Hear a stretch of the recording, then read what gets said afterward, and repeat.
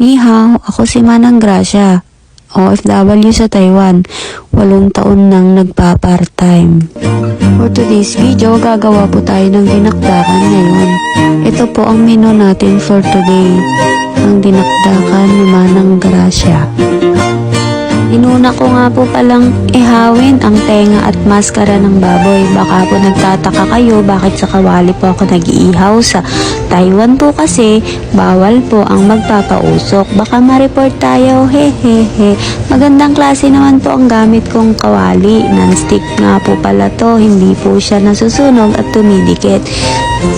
Sunod ko nga po palang inihaw ang atay. Dito ko na rin po inihaw sa kawaling ito.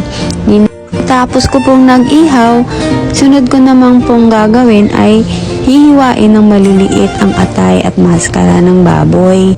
Ayan nga po, hiniwa ko po yan ng maliliit para po maganda po yung design po niya. Slanting nga po pala yung paghiwa ko para may design po siya. Ayan, natapos na po akong maghiwa. Ngayon, maglalagay naman po ako ngayon ng pampalasa. Nilagyan ko nga po pala ng mayonnaise, sibuyas at luya, paminta, asin at betchin at kunting sili para maanghang.